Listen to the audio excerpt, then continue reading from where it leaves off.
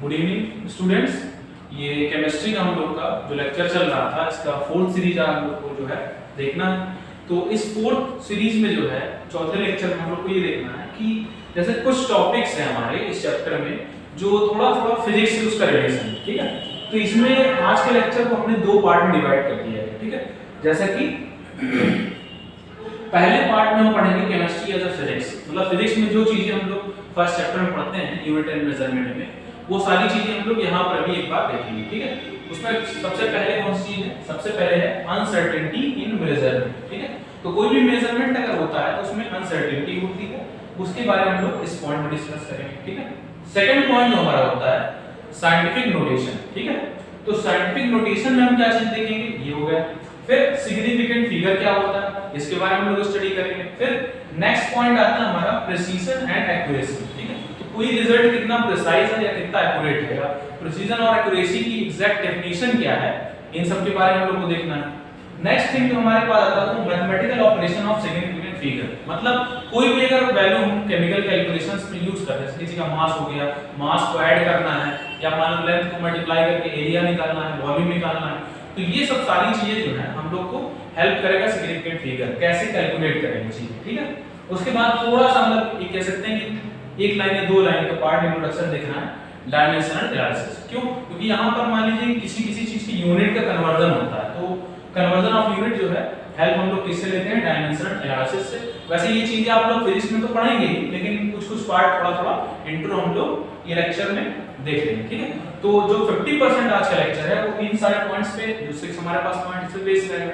और जो नेक्स्ट हमारा पॉइंट है, या ये कह सकते हैं कि नेक्स्ट जो हाफ टॉपिक हमारा डिवाइडेड है वो है लॉ ऑफ केमिकल कॉम्बिनेशन के ऊपर, ठीक है। अब लॉ ऑफ केमिकल कॉम्बिनेशन, जैसे कोई भी केमिकल रिएक्शन होती है, ठीक है, तो उसमें क्या होता है, एक एटम दूसरे एटम से कंबाइन करता है, फिर एक नया मॉलिक्यूल बनाता है, ठीक है। या फिर कोई एक एटम डिसोसिएट होकर के कई सारे अलग-अलग मॉलिक्यूल बना देगा, ठीक है।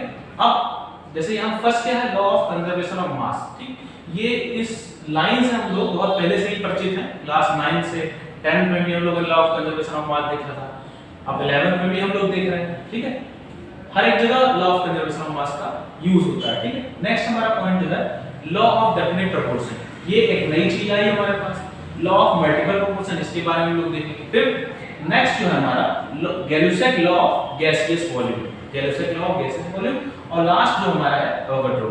तो ये जो 5 जो लॉज हैं हमारे पास, कौन से? लॉ ऑफ केमिकल कॉम्बिनेशन, किस तरीके से कोई भी केमिकल कंपाउंड जो है कंबाइन करके एक नया कंपाउंड जो है बना देगा। तो उसमें कौन से लॉज हमको डिस्कस करने हैं, वो ये पूरे, ठीक है। तो चलिए शुरू करते हैं आज का अपना लेक्चर। मैं कपिल सिंह आपका बेहद स्वागत करता हूं लर्निंग फोरम में, ठीक। चलिए, तो सबसे पहले जो है हम लोग जो है इन सब चीजों के बारे में देखेंगे, ठीक है। सबसे पहले ये जो पूरी चीजें हैं केमिस्ट्री एंड फिजिक्स, इन सारे टॉपिक के बारे में एक एक करके हम लोग देखेंगे, ठीक है।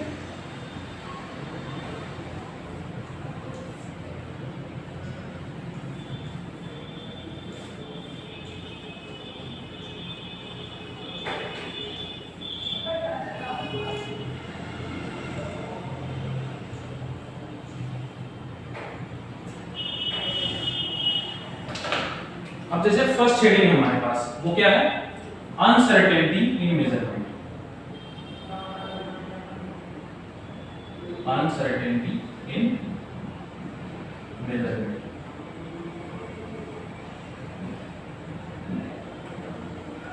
ठीक। अब कोई भी मान लो अगर हम मेजरमेंट करते हैं, ठीक है, जैसे मान लीजिए कि एक ये हमारे पास ये डस्टर है, ठीक है। अब जैसे मान लीजिए कि हमारे क्लास में 10 स्टूडेंट्स बैठे हुए हैं, ठीक है। तो हमने 10 को जो है एक मीटर स्केल दे दी और ये डस्टर दे दी, ठीक है। और हमने ये कहा उनसे कि आप लोग इसका डायमेंशन मेजर करके बताइए, ठीक है। तो क्या होगा, लेंथ, ब्रेथ और हाइट तीनों चीजें मेजर करना है। डायमेंशन ये 3D ऑब्जेक्ट है, तो इसमें लेंथ, ब्रेथ और हाइट ये तीन चीजें मेजर करना है हमको। तो जब हम सारे स्टूडेंट्स को मेजर करने के लिए देंगे तो क्या होगा कि कुछ लेंथ मान लो अगर इसका 10 सेंटीमीटर मेजर करते हैं, ठीक है, कुछ 10.1 मेजर करेंगे, कुछ 10.2 मेजर करेंगे, ठीक है, कुछ 9.8 मेजर करेंगे, ठीक है। तो मान लो अगर एक ये ऑब्जेक्ट है हमारे पास, ठीक है, ये मान लो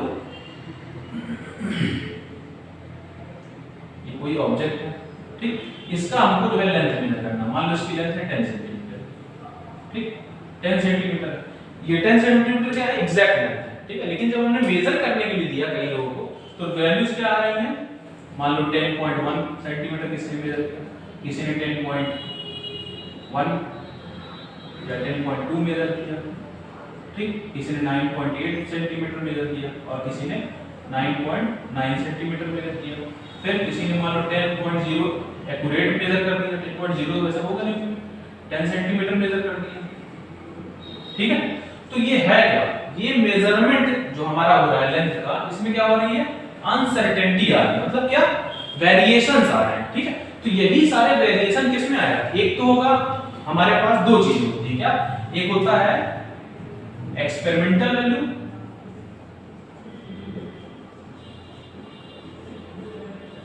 एक एक्सपेरिमेंटल वैल्यू होता है, और दूसरा क्या होता है, एग्जैक्ट वैल्यू होता है, ठीक है। तो एक्सपेरिमेंटल वैल्यू क्या है कि जिससे हम लोग, जिसको हम लोग क्या करते हैं कि एक्सपेरिमेंट के थ्रू कैलकुलेट करते हैं, ठीक है। तो इसमें क्या है कि गलत होने के चांसेस कम है, ठीक है। यहां पर मान लो जो एग्जैक्ट वैल्यू है, जैसे एग्जैक्ट वैल्यू सी क्या होगी, एग्जैक्ट वैल्यू इसकी हो जाएगी ये 10 सेंटीमीटर, ये एग्जैक्ट वैल्यू होगी, और ये सारी जो है, ये सारी क्या हो जाएंगी, एक्सपेरिमेंटल वैल्यूज, ठीक है। तो एक्सपेरिमेंटल वैल्यूज में अगर कई सारे वेरिएशंस आ रहे हैं, एग्जैक्ट वैल्यू से वेरिएशन हो रहा है, ठीक है। जब इसमें देखो 0.1 का वेरिएशन हो रहा है, यहां पर 0.2 का वेरिएशन हो रहा है, यहां पर 0.2 का यहां पर भी वेरिएशन हो रहा है, यहां 0.1 का वेरिएशन हो रहा है, यहां पर 0 का वेरिएशन हो रहा है। तो इस तरीके से क्या है, हमारा मेजरमेंट में क्या हो रहा है, अनसर्टेनिटी आ रही है। तो कोई भी अगर डिवाइस ले लें, अगर हमको मास मेजर करना है, ठीक है, अब सीधा सीधा आप लोगों ने जो है, जैसे सबसे ज्यादा कोविड के टाइम में लोगों ने सबसे ज्यादा थर्मामीटर का बहुत यूज किया, ठीक है। मतलब किसी को भी कुछ बुखार हो जाता है तो तुरंत सबके पास थर्मामीटर तो घर में रखते हैं। फिर मान लो अगर कोई ज्यादा सीरियस कंडीशन हो जाती है तो पल्स ऑक्सीमीटर भी है सबके यहाँ। तो एक चीज आप लोग ये कर सकते हैं कि जैसे मान लो कि तुरंत जो है, अभी हम लोगों ने थर्मामीटर यूज किया, ठीक है, तो क्या होगा कि मान लो 98 डिग्री सेल्सियस टेम्परेचर दिखा रहा है, ठीक है।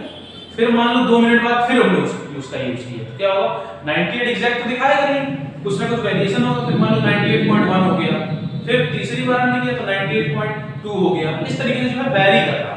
तो डिवाइस का क्या होता है, ये एक वीकनेस है क्या, कि कभी भी वो एग्जैक्ट वैल्यू नहीं बता सकता। तो हर एक चीज में मेजरमेंट में क्या होता है, अनसर्टेनिटी होती है। कोई भी डिवाइस हो, अगर हम लोग उसकी बात कर रहे हैं तो थर्मामीटर की, अगर पल्स ऑक्सीमीटर ले लें तो उसमें क्या होगा, हार्ट बीट हर बार अलग अलग दिखाएगा, एग्जैक्ट वैल्यू दिखाएगा नहीं। अब अगर मान लो ब्लड प्रेशर हम नापने जा रहे हैं उसमें, तो बीपी भी जो है उतना ही अलग अलग वैल्यू होगा।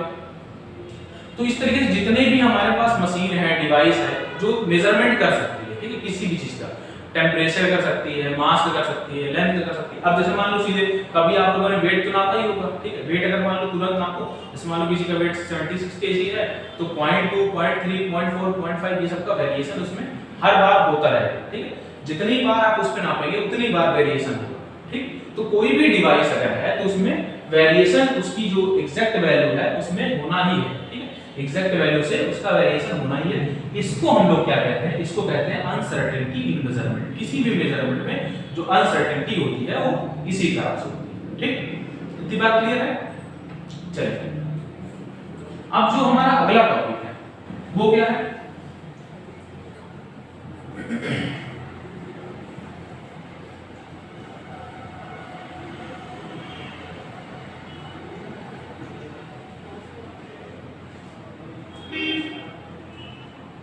देखो अब जो नेक्स्ट हमारा टॉपिक है वो है साइंटिफिक नोटेशन।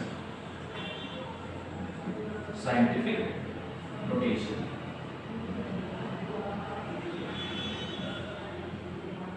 ठीक है। अब साइंटिफिक नोटेशन का मतलब क्या है, ठीक। अब जैसे मान लीजिए कि हमारे पास कोई ऐसी वैल्यू है, ठीक है, जैसे 0.000000 जितने भी जीरो मानो लगा दो, ठीक है, 58, ठीक। इसको हमको मल्टीप्लाई करना किससे, इनटू 100000000, ठीक है, इसको मल्टीप्लाई करना है दोनों को, ठीक है। इस नंबर को किससे मल्टीप्लाई करना है, इस नंबर से, ठीक। तो अगर इसको हम मल्टीप्लाई करेंगे तो क्या होगा, बहुत टाइम लगेगा, ठीक है, काफी ज्यादा टाइम लगेगा। तो उसके लिए कोई भी नंबर अगर काफी लार्ज उसमें अगर डिजिट्स हैं तो उसको मल्टीप्लाई करने के लिए या डिवाइड करने के लिए कोई भी मैथमेटिकल ऑपरेशन, कोई भी मैथमेटिकल ऑपरेशन, ठीक, एनी मैथमेटिकल ऑपरेशन। अब जो बेसिक हमारे पास है कौन कौन से चार होते हैं, प्लस माइनस मल्टीप्लाई डिवाइड, यही चार ऑपरेशन का यूज करते हैं हम लोग। तो किसी भी अगर लार्ज डिजिट्स वाले नंबर को अगर हमको ऐड करना है, सबट्रैक्ट करना है, मल्टीप्लाई करना है, डिवाइड करना है, तो उसके लिए जो है साइंटिफिक नोटेशन का हम लोग यूज करते हैं। अब साइंटिफिक नोटेशन होता क्या है, इसको जो हम लिखते हैं क्या, n into 10 to power n, ठीक। मतलब किसी भी नंबर को हम अगर इस फॉर्म में लिखते हैं तो क्या है, उस नंबर का साइंटिफिक नोटेशन। तो अब इसमें लिखा क्यों जाएगा, क्यों, क्योंकि इससे जो है कैलकुलेशन काफी आसान हो जाती है, ठीक है। कैसे आसान हो जाएगी, अभी इसका विद एग्जांपल हम लोग देखेंगे, ठीक है। तो साइंटिफिक नोटेशन यूज क्यों किया गया, टू रिमूव या फिर और डिक्रीज द, क्या डिक्रीज कर सकते हैं इसमें हम लोग, टाइम ऑफ कैलकुलेशन,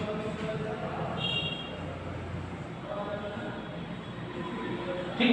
तो कैलकुलेशन का क्या हो, हमारा टाइम कम हो जाए, क्यों, क्योंकि इतनी लंबी कैलकुलेशन करने के लिए हमारा टाइम बहुत लगेगा, प्लस उसको कैलकुलेट करना काफी आसान हो जाए हमारे लिए, ठीक है। तो इसीलिए हम लोग क्या करते हैं, साइंटिफिक नोटेशन का यूज करते हैं। तो मेनली ये सारी चीजें क्या है, अभी जो ये पार्ट पूरा चल रहा है आज के लेक्चर का जो आधा पार्ट है, उसमें केवल यही सारी चीजें हैं कि कोई भी केमिस्ट्री में, जैसे केमिस्ट्री में केवल बॉन्ड के बारे में ही नहीं पढ़ना, उसमें क्या क्या चीजें कैलकुलेट हो सकती हैं, उसकी मैकेनिज्म के बारे में, उसकी मैकेनिक्स के बारे में भी पढ़ना है। तो उन सब चीजों में हमको कैलकुलेशन की रिक्वायरमेंट होगी। तो कैलकुलेशन हम लोग करेंगे कैसे, अब जैसे फिजिक्स वाला कोई बंदा है, ठीक है, तो उसको हम लोग ये मानते हैं केमिस्ट्री वालों को मैथमेटिक्स जो है थोड़ी वीक होती है, ठीक है, क्योंकि उसमें बायो ग्रुप भी आता है, ठीक है, मैथ्स ग्रुप भी आता है। तो मान लो अगर कैलकुलेशन वीक हुई तो क्या करेंगे, सबको मैथ्स तो आती नहीं है, कुछ लोग बायो वाले ग्रुप भी हैं, तो उनके लिए ये पूरी चीजें जानकारी होनी जरूरी है पहली चीज, ठीक है। फिजिक्स से भी जानकारी मिलेगी, वो तो बात की बात है, लेकिन केमिस्ट्री से भी रिलेटेड पूरी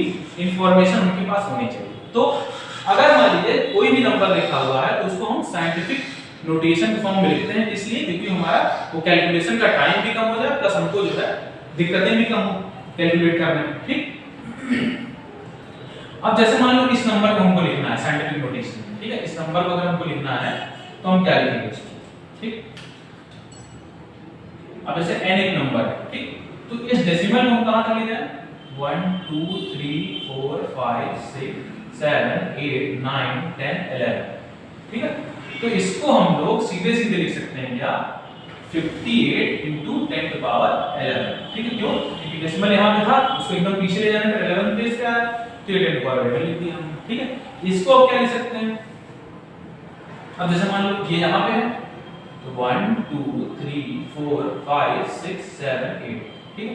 ये -11 होगा, क्यों, क्योंकि जब राइट में जाएंगे तो डेसिमल नेगेटिव में आएगा, ठीक है, और लेफ्ट में जाएंगे प्लस में, ठीक, कितना आएगा 1 2 3 4 5 6 7 8 9, 1 into 10 to power 9, ठीक है, ये हो गया। अब मान लो अगर इसमें कौन कौन से मैथमेटिकल ऑपरेशन हम लोग यूज कर सकते हैं, सारे यूज कर लेते हैं, ठीक है। इन दोनों को प्लस भी करेंगे, इन दोनों को माइनस भी करेंगे, इन दोनों को मल्टीप्लाई भी करेंगे और डिवाइड करेंगे, ठीक है। तो अगर मान लीजिए प्लस माइनस तो थोड़ा ज्यादा टफ हो जाएगा, ठीक है, एक मल्टीप्लाई और डिवाइड करते हैं, ठीक है। अगर मान लो ये a नंबर है, इसको हम a से डिनोट करते हैं, ठीक, और इसको b से डिनोट करते हैं, तो क्या हमको निकालना है, दो हमको मैथमेटिकल ऑपरेशन करने हैं, मेनली मल्टीप्लाई और डिवाइड, ठीक है। तो a by b निकालना है, ठीक, और a into b निकालना है, ठीक है। यही दो चीजें हमको निकालनी है। अब कैसे करेंगे इसको, जैसे a by b है तो a की वैल्यू क्या है, 58 into 10 to power -11 divided by 1 into 10 to power 9, ठीक। तो ये क्या होगा, हमको पता है इंडिसेस एंड सर्च चैप्टर जो है सब लोगों ने मैथ्स में क्लास 9th में 10th में 8th में थोड़ा बहुत पार्ट से पढ़ा है, ठीक है। तो ये क्या होता है, जब डिवाइड होता है तो पावर क्या होता है, माइनस हो जाती है, ठीक। तो क्या होगा ये 58 into 10 to power minus 11 minus 1, ये कितना आ जाएगा 58 इंटू 10 टू पावर माइनस 20, ये आंसर आ गया। ठीक है, अभी कितना आसान है इसको डिवाइड करना। अब डेसिमल इसको वापस इस प्लेस पे रख सकते हैं हम लोग। अब इसको डिवाइड करने में काफी ज्यादा टाइम लगेगा, है ना। मल्टीप्लाई करके देख लेते हैं। तो मल्टीप्लाई करने में क्या होगा, मल्टीप्लाई करने में सीधे सीधे क्या हो जाएगा, इसको अगर यहाँ पे देख लें तो 58 into 10 to power minus 11 into 1 into 10 to power 9। अब हमको पता है मल्टीप्लाई करने में क्या होता है, पावर ऐड होता है, तो ये कितना आ जाएगा 58 इंटू 10 टू पावर माइनस 1, ये आंसर आ गया। ठीक, तो इस तरीके से जो है साइंटिफिक नोटेशन की हेल्प से हमारी कैलकुलेशन भी आसान हो जाती है, प्लस हमारा टाइम भी कम कंज्यूम होता है। ठीक है, तो इसलिए अब हम क्या करेंगे कि साइंटिफिक नोटेशन का मेनली यूज किस लिए होता है, कैलकुलेशन को कम करने में, और प्लस टाइम रिक्वायरमेंट भी उसमें कम होती है। ठीक, चलिए अब इसको ये हो गया।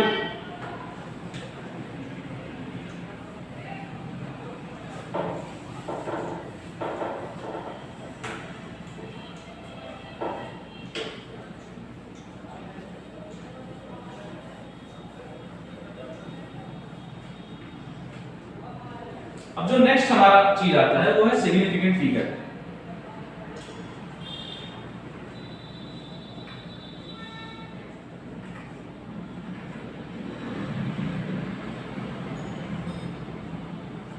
ठीक, अब सिग्निफिकेंट से रिलेटेड जो है 4-5 रूल है, वही हम लोग को देखने हैं बस। ठीक है, जैसे सबसे पहला रूल क्या होता है,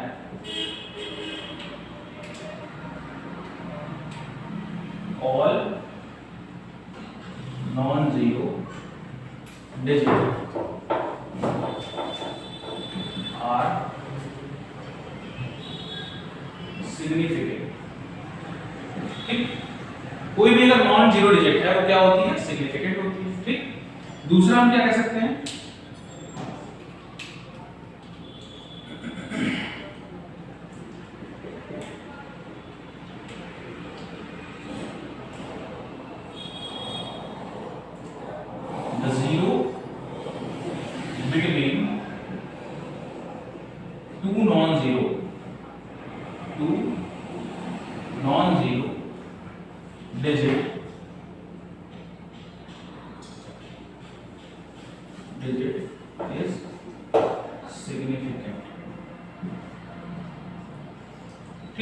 तो दो अगर नॉन जीरो डिजिट्स होती हैं तो उसके बीच में अगर कोई जीरो आता है तो वो भी क्या हो जाएगा, सिग्निफिकेंट हो जाएगा। अब जो तीसरा रूल क्या कहता है,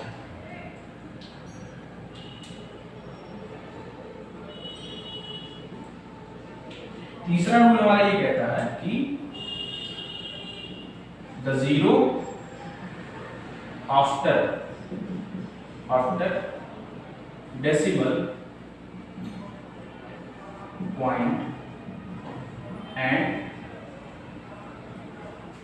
before non-zero digit is significant। ठीक, तो वो भी हमारा सिग्निफिकेंट हो जाएगा। प्लस जो लास्ट हमारा रूल कहता है वो क्या कहता है कि एग्जैक्ट वैल्यू, अगर कहीं पर भी एग्जैक्ट वैल्यू दी गई है तो क्या हो जाएगा, एग्जैक्ट वैल्यू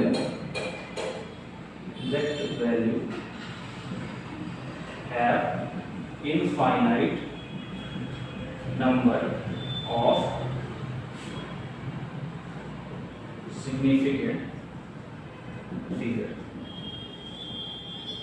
ठीक, अगर कहीं पर एग्जैक्ट वैल्यू लिखी हुई है तो वो क्या हो जाएगा, उसमें infinite number of significant figure लिख सकते हैं हम।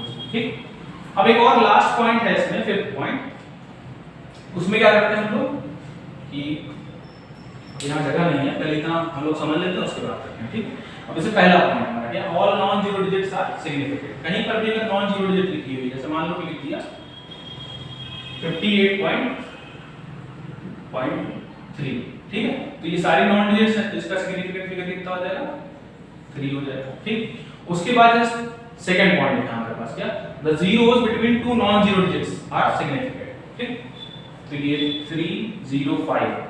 ठीक, तो ये हमारा क्या हो जाएगा, यहाँ पर 0 आ गया, दो नॉन जीरो के बीच में, तो इसका भी सिग्निफिकेंट फिगर कितना आ जाएगा, ये इसको और बड़ा कर देते हैं 05, तो ये 4 हो जाएगा। ठीक है, अब the zero after decimal point and before non zero digits are significant. अब इसमें एग्जांपल क्या लेंगे हम लोग, जैसे मान लो 0.058, तो इसका सिग्निफिकेंट फिगर कितना हो जाएगा, ये 3 हो जाएगा, ठीक है।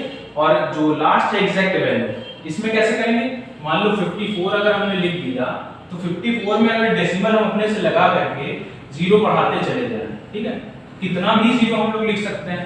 तो हमने क्या होता है, डेसिमल पॉइंट के बाद जो जीरो होता है वो क्या होता है, सिग्निफिकेंट फिगर में काउंट होता है। तो ये क्या हो जाएगा, इसका कितना भी बना सकते हैं हम लोग। अब जैसे यहाँ पर लिखता है 1 2 3 4 5 6 7 सिग्निफिकेंट फिगर। अब जितना भी जीरो हम बढ़ाते जाए वो ऐड होता चला जाएगा सिग्निफिकेंट फिगर में, ठीक है। अब एक और इसमें पॉइंट बचता है क्या, कि अगर कहीं कोई भी नंबर साइंटिफिक नोटेशन फॉर्म में लिखा हुआ है, ठीक है, जैसे मान लो कि ये लिखा है 6 into या फिर 6.0 into 10⁻², तो इसका अगर सिग्निफिकेंट फिगर निकाला है हमको तो किससे देखा जाएगा, वो देखा जाएगा इस वैल्यू से, आगे जो लिखा हुआ 10 की पावर में कोई रोल नहीं होगा सिग्निफिकेंट फिगर, ठीक है। जैसे यहाँ पर क्या सिग्निफिकेंट फिगर हो जाएगा, इसका हो जाएगा 2 सीधे सीधे। तो पूरी चीजें सिग्निफिकेंट फिगर के बारे में भी हम लोग को नहीं देखनी है, कुछ कुछ सारे पॉइंट हैं जो हम लोग देख लिए, बाकी सारी चीजें आप लोग फिजिक्स में देखेंगे, ठीक है। चलिए अब जो अगला हमारा टॉपिक है वो है प्रिसीजन एंड एक्यूरेसी।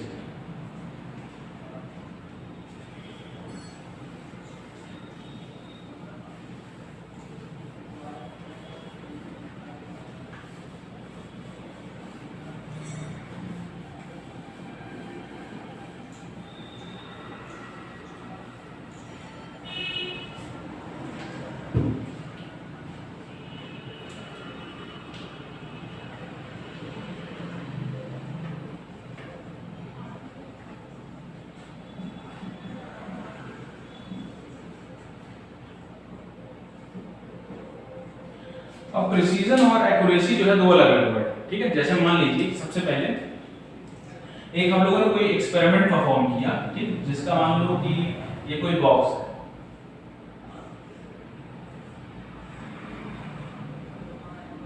ठीक, ये कोई बॉक्स है, इसका मास जो है 6 kg, ठीक, और इसका हम लोग को मेजरमेंट करना है, ठीक है। तो जैसे मान लो कई सारे स्टूडेंट को इसका मास मेजर करने के लिए दिया गया, किसी ने निकाला 6.1 kg, ठीक, किसी ने निकाला 6.2 kg, फिर 6.1 kg, 6.1 kg, फिर 6.1 kg, ठीक। हमारे पास जो है कितने टोटल स्टूडेंट्स हैं, 1 2 3 4 5, ठीक, 5 बार जो है लोगों ने मास इसका डिटरमाइन किया। अब प्रिसीजन क्या है, एक्यूरेसी क्या है, ठीक है। अब जैसे मान लो एक और मान लो स्टूडेंट आया, उसने क्या किया, एग्जैक्ट जो है 6.0 मेजर कर दिया, ठीक, केजी, ठीक है, या 6 kg।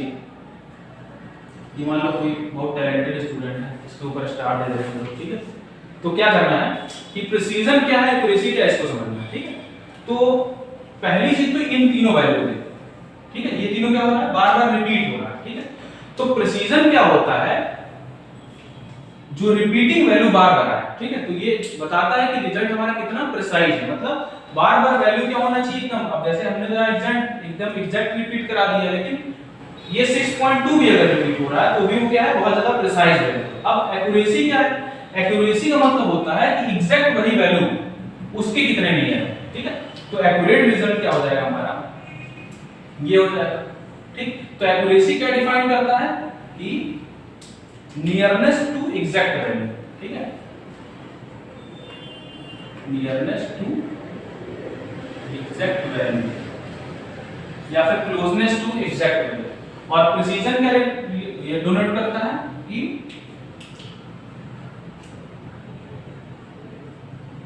Repeating values of result, ठीक, जो बार बार वैल्यू रिपीट हो वही क्या करें। अब जैसे मान लो कोई डिवाइस से हम लोग मेजर कर रहे हैं, अब अगर मान लो हाथ से मेजर करते हैं तब तो कुछ एरर होने के चांसेस होते हैं। तो अगर मान लो डिवाइस बार बार वही रिजल्ट दिखा रहा है तो इसका मतलब वो रिजल्ट क्या है, ज्यादा प्रिसाइज है हमारे पास। और अगर कोई एग्जैक्ट वैल्यू के पास एकदम आ गया तो वो क्या हो जाएगा, एकदम एक्यूरेट रिजल्ट हो गया। तो एक्यूरेसी और प्रिसीजन दोनों अलग अलग चीजें हैं। प्रिसीजन क्या है, अगर कई सारी वैल्यू हमारे एक्सपेरिमेंट में कई बार रिपीट हो रही है तो इसका मतलब वो काफी ज्यादा प्रिसाइज रिजल्ट है। और अगर वो एग्जैक्ट वैल्यू काफी करीब आ जाए तो वो क्या हो जाएगा, एक्यूरेट रिजल्ट हो जाएगा, ठीक। तो ये होता है हमारा प्रिसीजन और एक्यूरेसी का मतलब। अब जो है अभी जो पिछले पॉइंट में हम लोगों ने सिग्निफिकेंट फिगर देखा था उसका कैसे मल्टीप्लिकेशन डिवीजन ये होगा, ठीक है, मैथमेटिकल ऑपरेशन, इसके बारे में देखते हैं।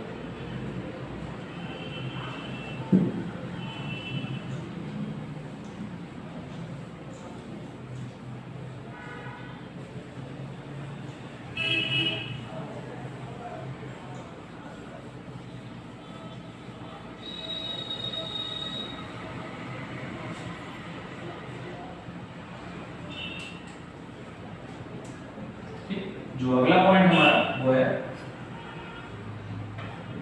मैथमेटिकल ऑपरेशन, ठीक। अब इसमें हम लोग जो है कैसे सिग्निफिकेंट फिगर का यूज देखेंगे इसके बारे में। सबसे पहले मान लो कि दो नंबर है, एक नंबर है 58.96 और दूसरा नंबर है 38.1, ठीक है। इन दोनों को मल्टीप्लाई करना है, ठीक। तो क्या करेंगे, ये मान लो ए है और ये बी, ठीक। तो अगर इसका सिग्निफिकेंट फिगर हम लोग निकालें तो कितना है, ये 4 हो जाएगा और इसका कितना है 3।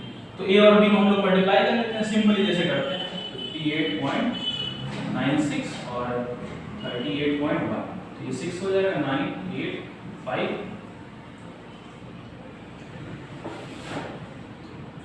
7 कैरी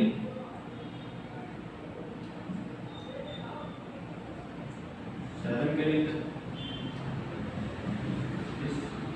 इससे इधर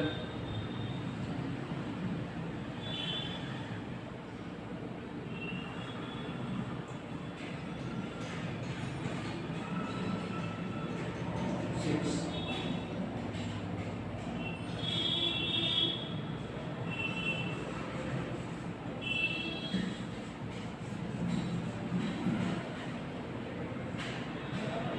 डेसिमल किस प्लेस पे आ रहा है 213, ठीक, ये आ रहा है हमारा। तो इसका रिजल्ट जो आया a into b कितना आ गया,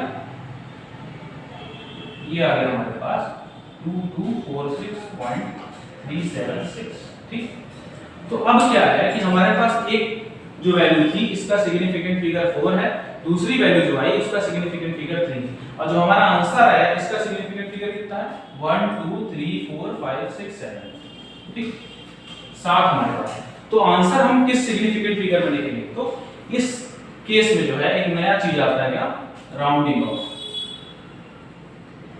राउंडिंग ऑफ कोई भी हमारा रिजल्ट है उसको हम लोग कैसे राउंड ऑफ कर सकते हैं, तो उसके लिए हमारे पास 3 चीजें होती हैं क्या, एक होता है लेस देन 5 डिजिट, एक दूसरा होता है इक्वल टू 5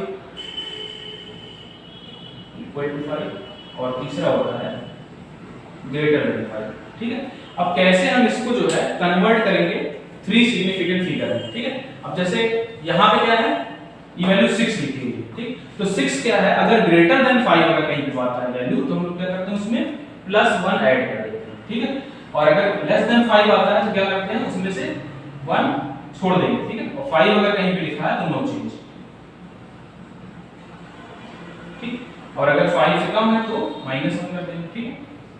अब देखिए यहाँ पे क्या है 2246.376, अब इसे यहाँ पर 6 लिखा हुआ है तो क्या करेंगे, इसको जो है 1 इसमें ऐड कर देंगे तो ये कितना हो जाएगा 8 हो जाएगा। अभी 8 है, ये भी 5 से ग्रेटर है तो इसमें भी 1 ऐड कर देंगे तो ये 4 हो जाएगा।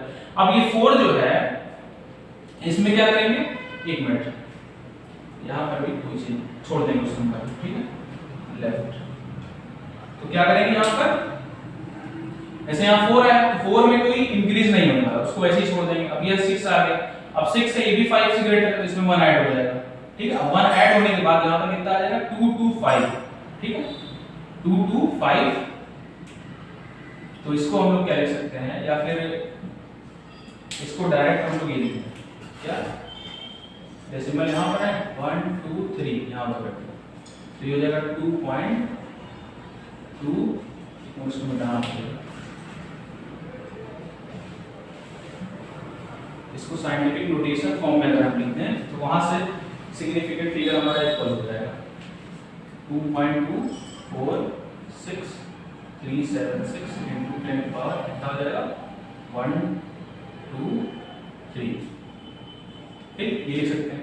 अब हमको क्या करना है, अब हमने क्या बताया था, यहाँ पर कितना लिख सकते हैं 2.24 तक ही जाएगा ये, ठीक है, यहाँ 5 1 ऐड हो जाएगा, ये 5 इंटू 10⁻3। ये राउंड ऑफ करने के बाद अगर ये रिजल्ट आता है तो इसका सिग्निफिकेंट जो लीस्ट वाला 3 और इसका भी सिग्निफिकेंट फिगर कितना गया 3। अब ये आंसर इसका सही हो जाएगा, ठीक। तो कहीं भी मैथमेटिकल ऑपरेशन अगर इनटू मल्टीप्लाई करते हैं या डिवाइड करते हैं तो आंसर किसमें होना चाहिए, answer will be least significant figure, ठीक है, answer will be in least significant figure. जैसे मान लो इसका 4 था तो इसका 3 था, तो आंसर किसमें होना चाहिए 3 वाला, ठीक है, कहीं पर। अगर डिवाइड करते हैं तो वहां पर भी जिसका सिग्निफिकेंट फिगर कम है उसी के बेसिस पर ही आंसर दिया जाएगा, ठीक। अब हमने क्या किया, इसको साइंटिफिक नोटेशन में कन्वर्ट कर दिया। अब पावर का तो साइंटिफिक नोटेशन में सिग्निफिकेंट फिगर कुछ यूज नहीं होता, ठीक। तो जो नंबर है उसको राउंड ऑफ करके हमने 2.25 में कन्वर्ट कर दिया। अब ये इसका सिग्निफिकेंट फिगर 3 हो जाएगा, यहां से हम लोग लिख सकते हैं आसानी से, ठीक है। चलिए, अब ये हमारा जो हो गया mathematical operation of significant number. Dimensional analysis में हम लोग क्या करना है,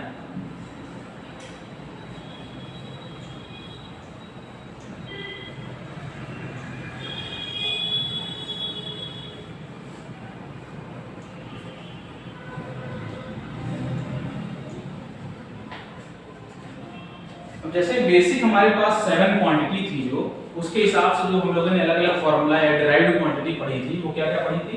पहला हम लोगों ने पढ़ा था एरिया एंड वॉल्यूम, ठीक, और दूसरा पढ़ा था डेंसिटी, तीसरा हम लोगों ने पढ़ा था मास एंड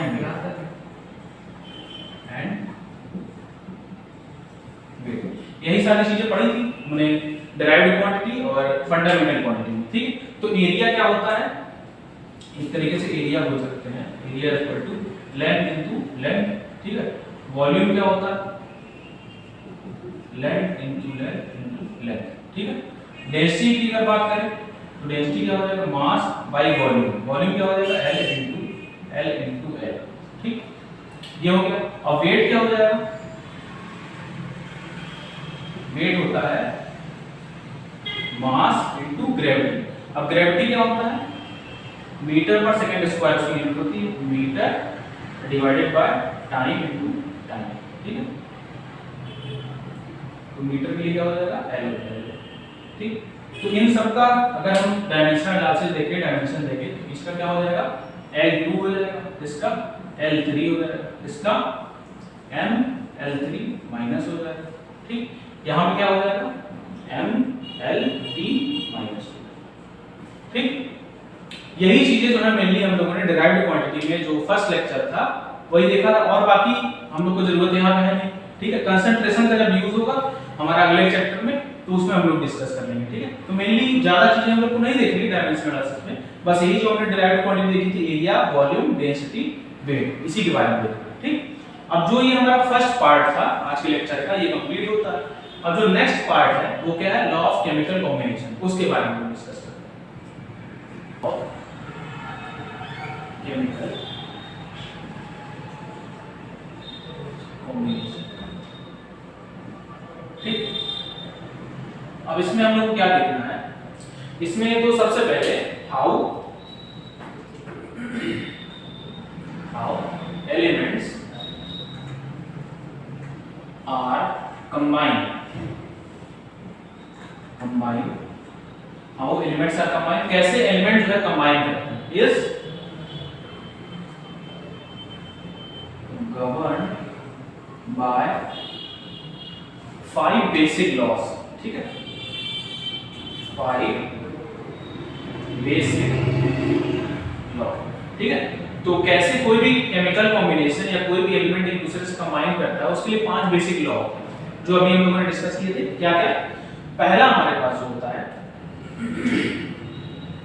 फर्स्ट जो है वो क्या है, conservation of mass, law of conservation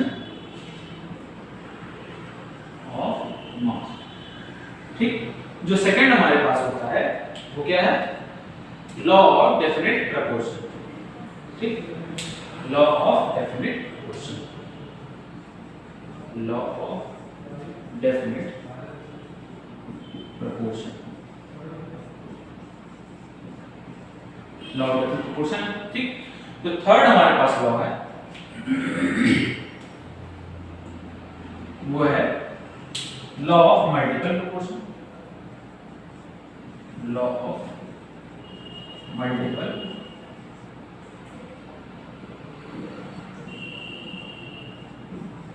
proportion. और फोर्थ जो हमारे पास है पॉइंट वो है Gay-Lussac's law of gaseous volume, gaseous volume, ठीक। और जो लास्ट हमारे पास लॉ है वो है अवोगाड्रो, फिफ्थ पॉइंट जो हमारा वो क्या है, अवोगाड्रो लॉ,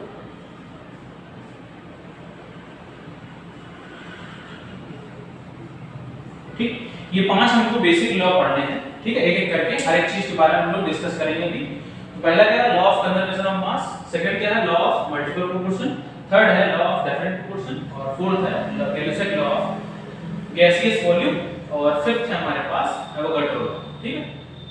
एक एक करके हम लोगों ने हर एक के बारे में डिस्कस करना है, ठीक। सबसे जो पहला हमारा क्या है, law of conservation of mass, law of conservation of mass, ठीक।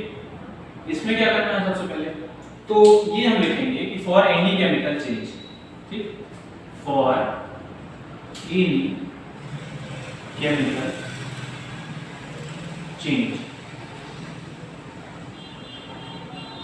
Mass is neither created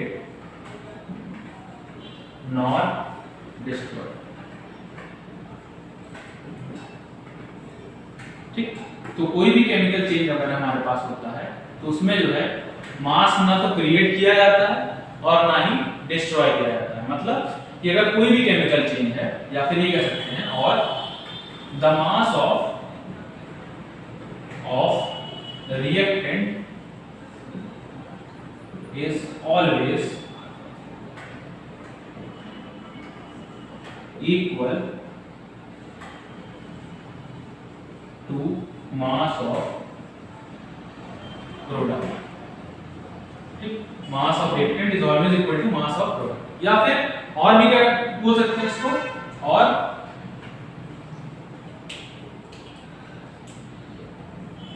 the mass of all atom present in reactant site is equal to the mass of all atom present on product side, ठीक। मतलब जितने reactant side पे atom है उन सब के मास का सम किसके बराबर हो जाएगा, प्रोडक्ट वाले साइड में जितने भी एटम है उन सब के मास के सम के बराबर हो जाएगा। ये हम कह सकते हैं क्या, कि law of conservation of mass. अब इन तीनों डेफिनेशन का जो है एग्जांपल लिख देते हैं। पहले क्या है, for any chemical change mass is neither created not destroyed. सबसे सिंपल एग्जांपल हमारे इसके पास क्या है, H2 plus half O2 mix क्या हो जाता है, H2। ये हमारे पास बैलेंस रिएक्शन है, कहीं से कोई इम्बैलेंस नहीं है, ठीक है। सारे नंबर ऑफ एलिमेंट दोनों तरफ इक्वल है, इधर भी दो हाइड्रोजन, इधर भी दो हाइड्रोजन, इधर दो एक ऑक्सीजन, इधर भी एक ऑक्सीजन, ठीक। तो ये कितना है, ये है 2 ग्राम, ये कितना है 16 ग्राम, ये कितना है 80 ग्राम, ठीक। यही हो रहा है 2 + 16 = 80। फिर उसके बाद the mass of reactant is always equal to the mass of product. क्यों, क्योंकि रिएक्टेंट ये हो जाएगा, ये हमारा क्या है, रिएक्टेंट है। इन दोनों को क्या बोल सकते हैं, ये है रिएक्टेंट और इसको क्या बोल सकते हैं, ये प्रोडक्ट। ठीक, तो मास ऑफ रिएक्टेंट कितना है 16 प्लस 2 18 ग्राम। इधर कितना है, ये भी 18 ग्राम। तो mass of reactant is equal to the mass of product. तो ये भी क्या कर रहा है, कंजर्वेशन ऑफ मास अप्लाई हो रहा है यहाँ पे। फिर the mass of all atom present in the reactant side is equal to the mass of all atom present in the product side। अब रिएक्टेंट वाली साइड में कितने एटम हमारे पास, हाइड्रोजन है एक, फिर अगला हाइड्रोजन प्लस फिर ऑक्सीजन कितना है एक, ये रिएक्टेंट वाली साइड होगी। इधर कितना हाइड्रोजन एक है, इधर भी हाइड्रोजन एक है प्लस ऑक्सीजन एक। हाइड्रोजन का मास कितना होता है 1, इधर 1, इधर 16, इधर 1 1 16। तो जितने भी एटम है सबका मास से सम कर दो, कितना आएगा 18, इधर भी 18। तो तीनों डेफिनेशन को अप्लाई करके हमने देख लिया क्या हो रहा है कि दोनों साइड में मास इक्वल आ रहा है। इसका मतलब क्या है कि for any chemical change mass is neither created nor destroyed. मतलब मास ना तो क्रिएट हो सकता है और ना ही क्या हो सकता है, डिस्ट्रॉय हो सकता है। Mass is neither created nor destroyed for any chemical change. ठीक है, इसका मतलब कि क्या हम लिख सकते हैं कि in any chemical change, any या for any chemical change mass is conserve. ठीक, तो मास हमेशा क्या रहेगा, कंजर्व रहेगा। या फिर इसको हम लोग क्या कह सकते हैं, conservation of mass, law of conservation of mass. मतलब किसी भी केमिकल रिएक्शन में रिएक्टेंट का मास और प्रोडक्ट का मास हमेशा इक्वल रहेगा। ठीक, ये हो जाता है हमारा law of conservation of mass. अब अगला जो आता है हमारे पास वो है लॉ ऑफ डेफिनेट प्रोपोर्शन। ठीक है, तो हम लोगों ने law of conservation of mass देख लिया। अब जो नेक्स्ट हमारे पास लॉ है वो क्या है, लॉ ऑफ डेफिनेट प्रोपोर्शन। इसके बारे में हम लोग लिखना है। ठीक है, तो सबसे पहले इसकी डेफिनेशन देख लेते हैं। क्या, a compound always contain exactly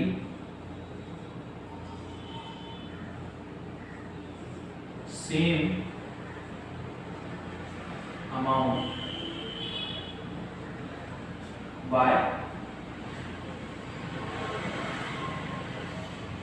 same proportion कह सकते हैं इसको, same proportion by their weight। ठीक, a compound always contains exactly same proportion by their weight। ठीक है, तो ये हमारा कौन सा लॉ है, ये है हमारा लॉ ऑफ डेफिनेट प्रोपोर्शन। ठीक, अब इसको समझने के लिए सीधे सीधे हम लोग एग्जांपल लेते हैं। ठीक है, कि डेफिनेशन से आपको क्लियर नहीं हो पाएगा। ठीक है, एग्जांपल लेना पड़ेगा। अब जैसे एग्जांपल इसका सीधा सीधा क्या है, मान लो हम लेते हैं अमोनिया। ठीक, अमोनिया हम ले सकते हैं। ठीक, तो अमोनिया के फॉर्मेशन में हम लोग ये देखते हैं कि दो तरीके से हम इसको ले सकते हैं। क्या, एक ले सकते हैं नेचुरल फॉर्म,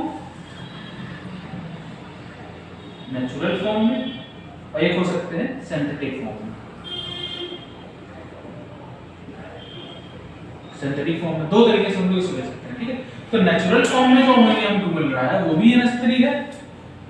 ठीक, और जो सिंथेटिक फॉर्म में मिल रहा है, मान लो हैबर प्रोसेस से हमने बनाया, तो NH3 कैसे बनता है, ये बनता है N2 + 3H2। इन दोनों को मिलाकर अगर हम बनाएं तो अमोनिया हमारा ये बन जाएगा हैबर प्रोसेस से। ठीक, तो इस तरीके से मान लो हमारे पास दो अमोनिया के कंपाउंड है, एक जो नेचुरल फॉर्म से है, एक सिंथेटिक फॉर्म से है। ठीक है, तो क्या कह रहा है, compound always contain exactly same proportion by their weight. ठीक है, तो कंपाउंड में जितने भी एलिमेंट हैं उन सब का प्रोपोर्शन इसका वेट का हमेशा इक्वल रहेगा। ठीक है, अब से इसका हम लोग लेते हैं NH3 का, क्या होगा, नाइट्रोजन का अगर मास देखें तो कितना होता है, नाइट्रोजन का मास होता है 40 प्लस हाइड्रोजन कितना है 3 × 1। ठीक, तो अगर हम इसका परसेंटेज निकालें, ठीक है, तो सीधे सीधे जैसे हम लोग पिछली क्लास में कैलकुलेट करते थे परसेंटेज का, तो कैसे निकालते थे, जैसे मान लो यहाँ पर हम लोग कैलकुलेट कर लेते हैं।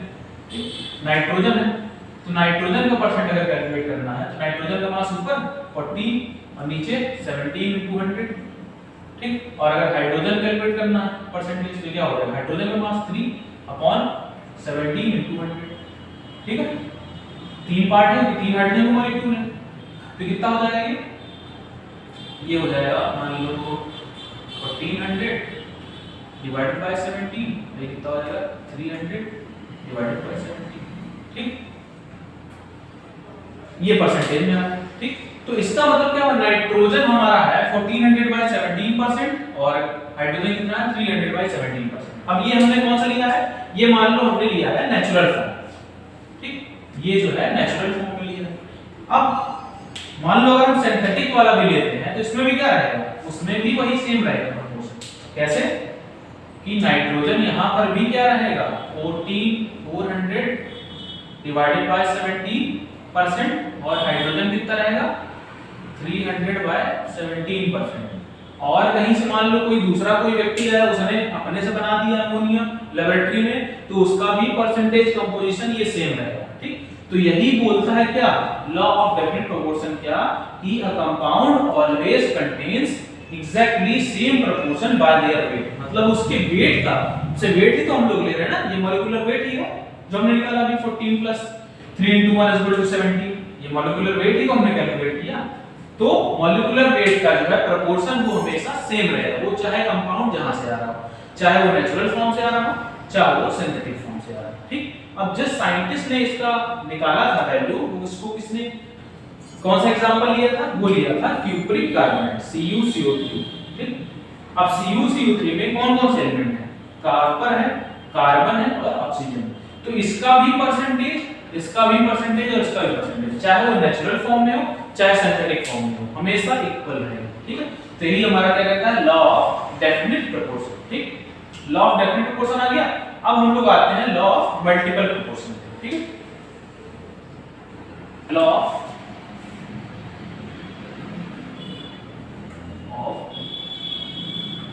Multiple proportion.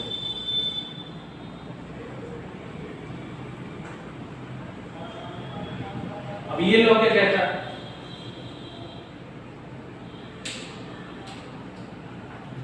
if two elements combine to form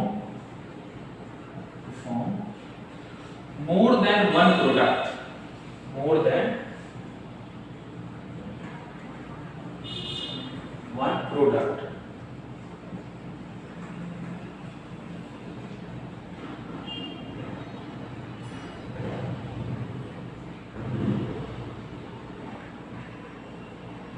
then the mass of one element combined with the fixed mass of other element combined with fixed mass of other element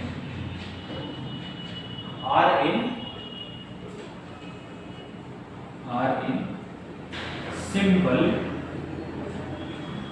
whole number ratio, ठीक है। अब इस definition का क्या कहने का मतलब है, ठीक। लॉ ऑफ मल्टीपल प्रोपोर्शन का कहने क्या मतलब है कि if two element combine to form more than one product, अगर दो एलिमेंट कंबाइन करके एक से ज्यादा प्रोडक्ट बनाए, ठीक है, तो then the mass of one element combined with the fixed mass of other element are in simple whole number ratio।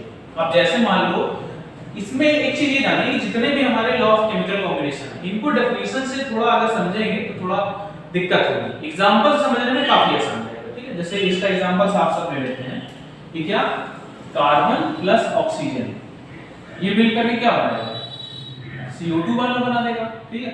और कार्बन प्लस हाफ O2 मिलकर क्या बना देगा, ये बना देगा हमारा कार्बन मोनोऑक्साइड, बना सकता है, एकदम सिंपल। या फिर एक और एग्जांपल लेते हैं, मान लो H2 प्लस हाफ O2 ये मिलकर क्या बना देता है, H2O बना देता है, ठीक है। एक और एग्जांपल H2 प्लस O2 मिलकर क्या बनाता है, H2O, ठीक। अब ये क्या है, कार्बन डाइऑक्साइड है, ये कार्बन मोनोऑक्साइड है, ठीक है।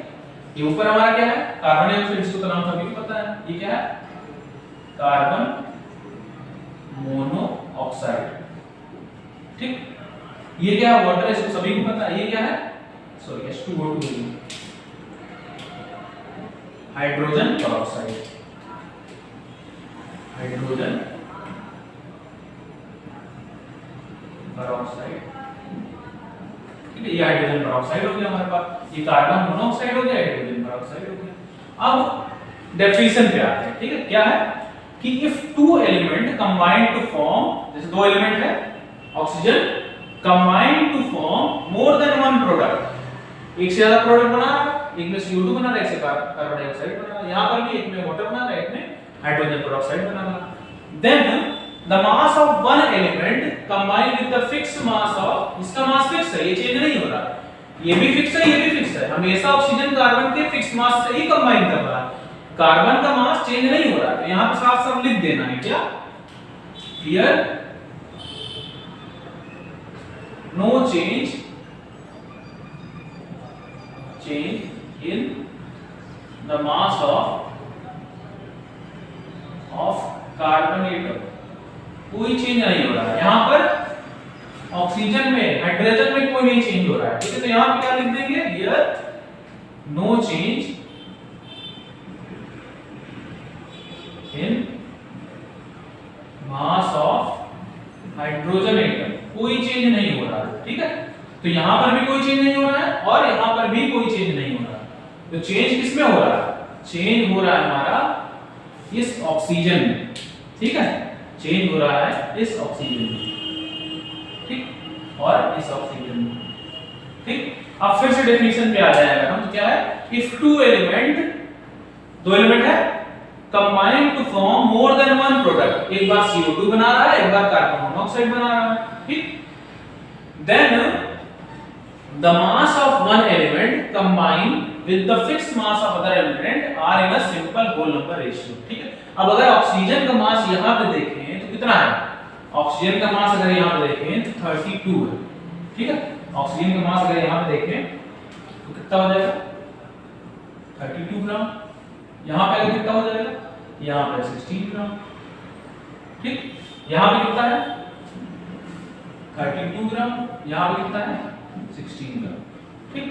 अब ये जो जिस सिंपल होल नंबर रेशियो की बात कर रहा है, ये सिंपल होल नंबर रेशियो है कहां, ठीक है, ये सिंपल होल नंबर रेशियो है ये ऑक्सीजन का, ठीक है। मतलब जो बात हो रही है इसकी, ऑक्सीजन की, मतलब 1/O2 का मास, ठीक है, मास रेशियो O2 का मास, ये क्या होगा, ये हो जाएगा हमारा,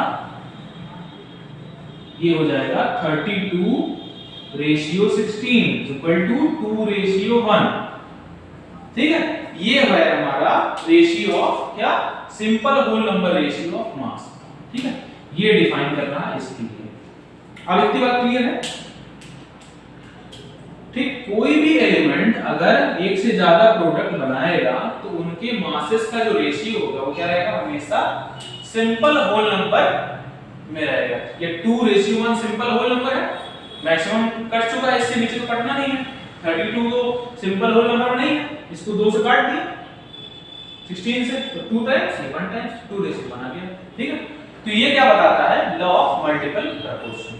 इतनी बात क्लियर है सबको। ऐसे कुछ भी बना सकते हैं, जैसे मान लो कि नाइट्रोजन और ऑक्सीजन को कंबाइन कर दें, कभी NO2 बना देगा, कभी N2O बना देगा, कभी नाइट्रेट बना देगा, कुछ भी बना सकता है।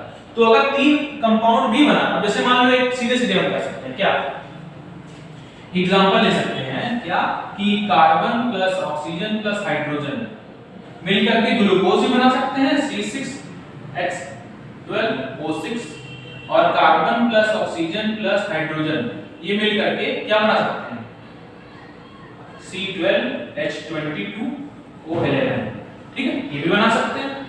अब और भी क्या, carbon plus oxygen plus hydrogen मिलकर एसिटिक एसिड भी बना सकते हैं।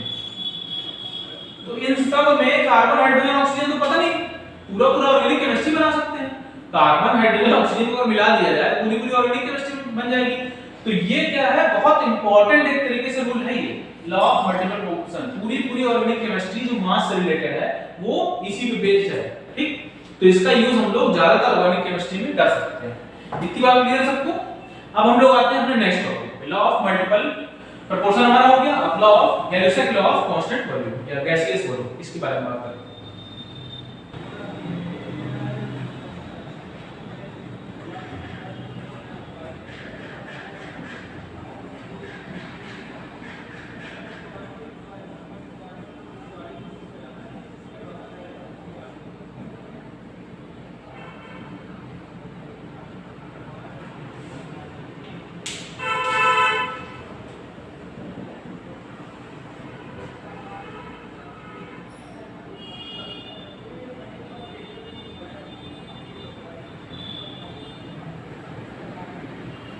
ठीक है, तो इसकी डेफिनेशन क्या है, व्हेन गैसेस आर कंबाइंड और produced by any chemical change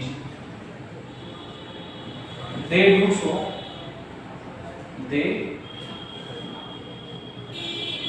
do so by fixed volume। कैसा, इसमें भी वही फिक्स होल नंबर रेशियो में ही वॉल्यूम आना है।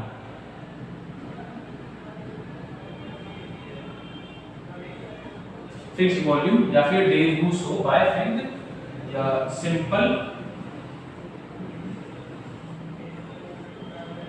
Whole number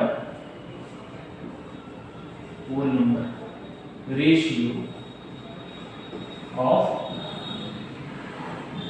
volume. ठीक है, अब हम ये कह सकते हैं कि जैसे इसके पहले हम लोगों ने लॉ ऑफ मल्टीपल प्रोपोर्शन पढ़ा था, तो ये उसी का एक कह सकते हैं कि छोटा भाई है। ठीक है, gaseous law of gaseous volume जो है वो उसी का छोटा भाई है। कैसे कह सकते हैं, क्योंकि अगर हम लोग पिछले में देखे थे क्या कि मास के बारे में बात हो रही थी, अब यहाँ पे क्या है, यहाँ पर गैसेस कंबाइन कर रहे हैं। ठीक है, तो गैसेस का मास तो होता नहीं है, गैसेस क्या होता है, वॉल्यूम होता है। ठीक, तो जैसे वहां पर मास का सिंपल होल नंबर रेशियो था, सिंपल होल नंबर रेशियो, वैसे यहाँ पर क्या होगा, वॉल्यूम होगा। कैसे, सिंपल सा एग्जांपल ले लेते हैं क्या, H2 plus half O2 makes H2O।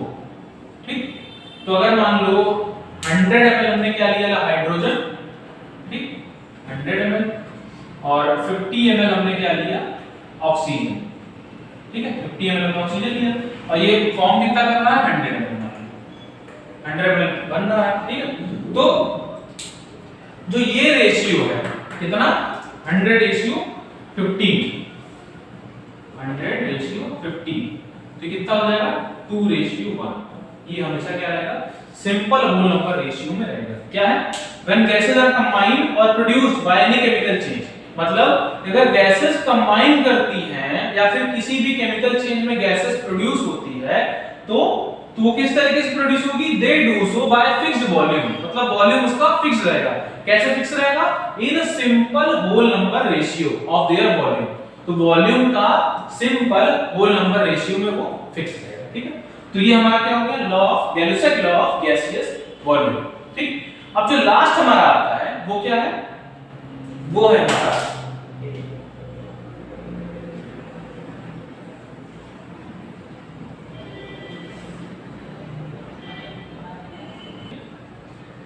अब इसमें सिंपल डेफिनेशन क्या है, equal volume of gases, equal volume of gases contain equal number of molecules at constant temperature and pressure, ठीक है। Equal volume gases contains equal number of molecule at constant temperature and pressure. तो जैसे इसका example simple सा जो है, ये बहुत सिंपल सा लॉ है, कुछ इसमें करना नहीं है। एक बॉक्स हमने लिया, ठीक, ये हो गया। एक दूसरा बॉक्स हमने लिया, ठीक है। एक हम लोगों ने तीसरा बॉक्स लिया। अब इन दोनों को मिला देगा तो क्या होगा, एक हमारा ये चौथा बॉक्स, ठीक है। 4 बॉक्स हमने बना दिए। अब ये सबको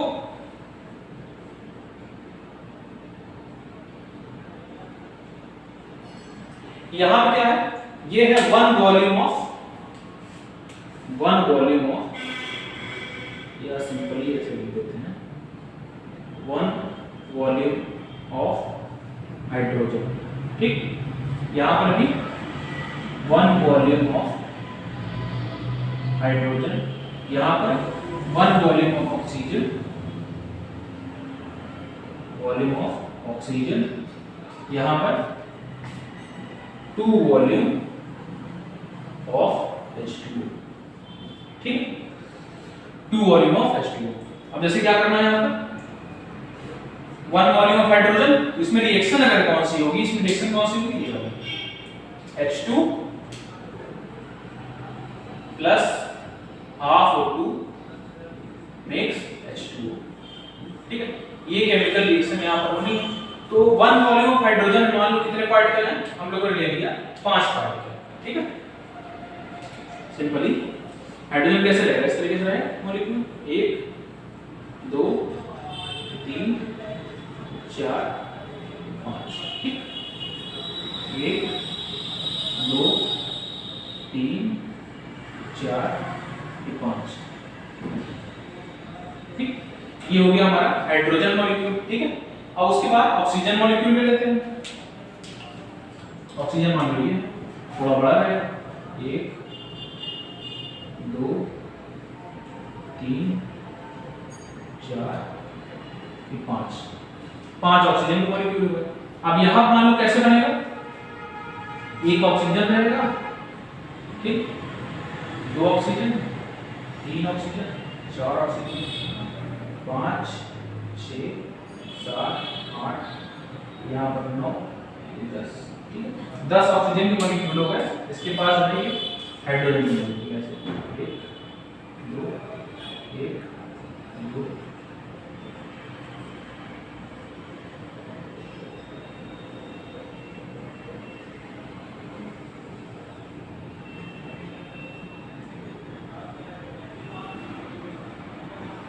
ठीक। अब अगर काउंट किया जाए तो यहां पर कितने हैं, ये 1 हो गया, 2 3 4, ये 5, ठीक है।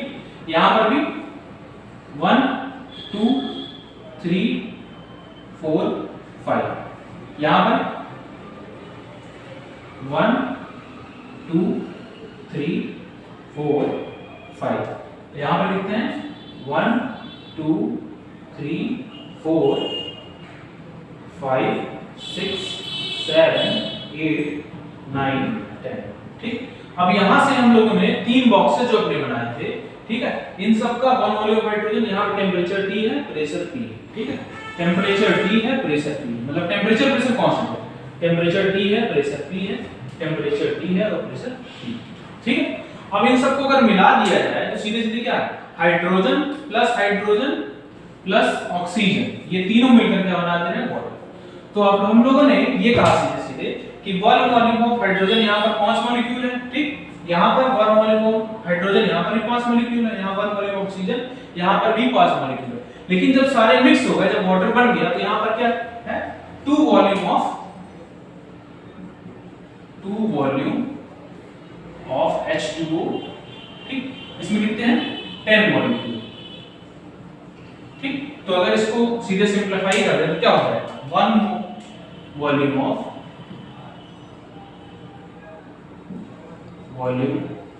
H2O, इसमें कितने हो जाएंगे, इसमें भी 5 मॉलिक्यूल, ठीक। तो इससे जो है सिंपली हम लोग ये कह सकते हैं कि वोगाड्रो लॉ हमारे पास फिल हो रहा है यहाँ पर इक्वल वॉल्यूम ऑफ गैसेस, यहाँ पर भी वन वॉल्यूम और यहाँ पर भी क्या हो गया हमारा वन वॉल्यूम, ठीक, यहाँ पर भी one volume contains equal number of molecule, यहाँ पर भी 5 मॉलिक्यूल है, यहाँ पर भी 5 मॉलिक्यूल है, यहाँ पर भी 5 मॉलिक्यूल है और यहाँ पर भी 5 मॉलिक्यूल है, ठीक। At constant temperature and pressure, temperature pressure यहाँ पर T है, टेंपरेचर प्रेशर यहाँ पर T है, यहाँ पर भी टेंपरेचर प्रेशर T है, यहाँ पर भी टेंपरेचर प्रेशर कांस्टेंट अगर रहे तो इक्वल वॉल्यूम ऑफ गैसेस क्या हो जाएंगे, contains equal number of molecule, ठीक। ये हमारा जो है यहाँ पर पांचों लॉ हमारे कंप्लीट हो जाते हैं। अब जो अगला हमारे पास टॉपिक है जो हम लोग नेक्स्ट लेक्चर में डिस्कस करेंगे वो क्या है हमारे पास, एटम के बारे में, एटॉमिक मास क्या होता है, ठीक, और एटॉमिक मास यूनिट क्या होता है, उसके बाद फॉर्मूला मास, उसके बाद जो है मॉलिक्यूलर मास, ठीक, इन सब मासेस के बारे में डिस्कस करके जो है आगे के टॉपिक जो है हम लोग इसके आगे हम लोग देखेंगे, ठीक है। अब ये जो आज का लेक्चर हमारा यहीं पर कंप्लीट हो जाता है, ठीक, जो हमारा जो एक फिजिक्स से रिलेटेड पार्ट था वो प्लस ये जो हमारा केमिस्ट्री का पांचों लॉ ऑफ केमिकल कॉम्बिनेशन, ठीक, इतना आप लोग करिए, बाकी हम लोग नेक्स्ट क्लास में, ठीक है। Thank you.